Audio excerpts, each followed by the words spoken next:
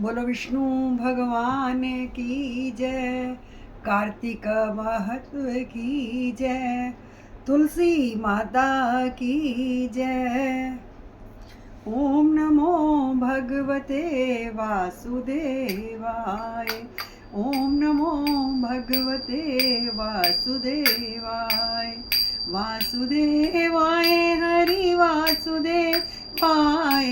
वासुदेवाय हरि वासुदेवाय। हरि ओम नमो भगवते वासुदेवाय। हरि ओम नमो भगवते वासुदेवाय। वासुदेवाय हरि वासुदेवाय। कृष्ण देवाय प्रभु कृष्ण देवाय। हरि ओम नमो भगवते वासुदेवाय। हरि ओम नमो भगवते वासुदेवाय। बोलो विष्णु भगवान की जय। नारद जी ने कहा, देवगणों के ऐसे वचन सुनकर धर्मदत्त ने कहा, सब मनुष्य भगवान विष्णु की प्रसन्नता के लिए विधिवत आराधना, यज्ञ, दान, व्रत, तीर्थ तथा तपस्या आदि करते हैं, किंतु कोई ऐसा सरल उपाय बताइए कि जिससे करने से इन सब का फल प्राप्त हो। गणों ने कहा, हे द्विज श्रेष्ठ, आपका प्रश्न बड़ा श्रेष्ठ है। हम आपको भगवान विष्णु को शीघ्र प्रसन्न करने का उपाय बताते हैं। हम इतिहास सहित प्राचीन वृतांत सुनाते हैं, सावधानी से सुनो। प्राचीन काल में कांडचीपुरी में चोल नामक चक्रवर्ती राजा राज्य करता था। उसी के नाम से उसके देश का नाम भी चोल ही प्रसिद्ध था। राजा चोल के राज्य में कोई प्राणी दरिद्र, दुखी, पापी व रोगी ना था। यह सब राजा के यज्ञ करने का प्रभाव था।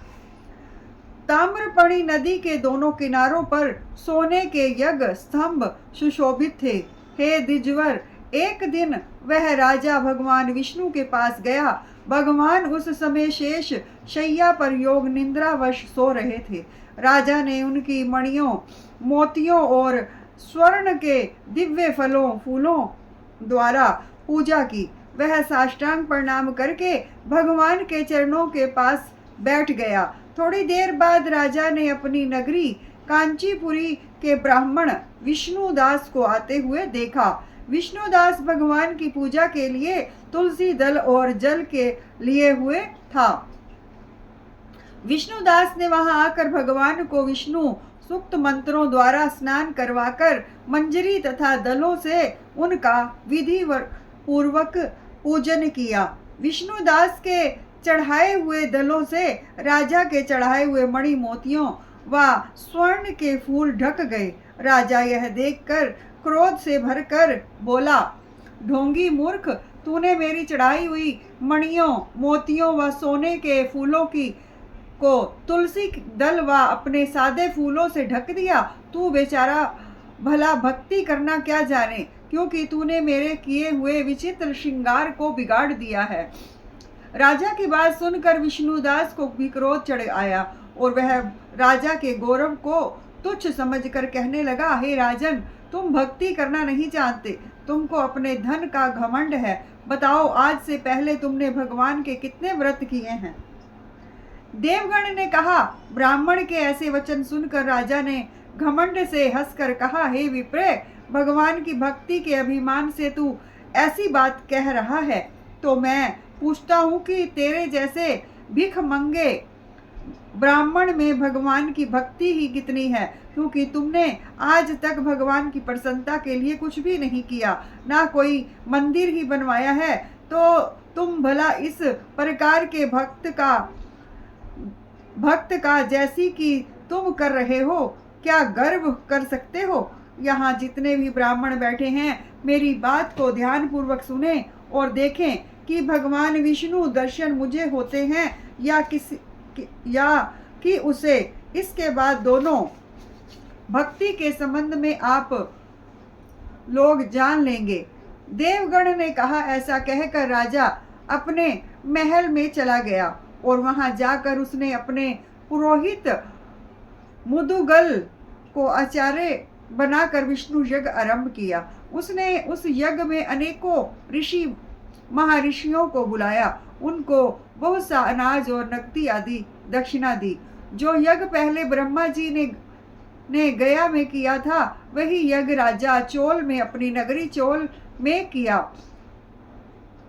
चोल में किया। विष्णुदास भी अपने मंदिर में ही रहकर भगवान की प्रसन्नता के लिए व्रत करने लगा। उसने माघ तथा कार्तिक मास के व्रत किए, तुलसी के वन की और एकादशी के भगवान विष्णु के 12 अक्षर मंत्र का जाप किया। वह भगवान को प्रसन्न करने के लिए गीत गाता रहा व नृत्य करता रहा। नित्य प्रति व्रत करता, भूमि पर सोता, हर समय भगवान विष्णु का सिमरण करता और सब प्राणियों में समदृष्टि से भगवान को ही देखता। इस प्रकार राजा चोल और विष्णु द्वारा दोनों को आराधना करते हुए बहुत दिन बीत गए। बोलो विष्णु भगवान की जय, कार्तिक महत्व की जय, तुलसा महारानी की जय। ओम नमो भगवते वासुदेवाय, ओम नमो भगवते वासुदेवाय। वासुदेवाय हरि वासुदेवाय, कृष्ण देवाय प्रभु कृष्ण देवाय। हरि ओम नमो भगवते वासुदेवाय, हरि ओम नमो भगवते वासुदेवाय। वासुदेवाय हरि वासुदेवाय, कृष्ण देवाय प्रभु कृष्ण देवाय। हरि ओम नमो भगवते वासुदेवाय, हरि ओम नमो भगवते वासुदेवाय। बोलो विष्णु भगवान की जय।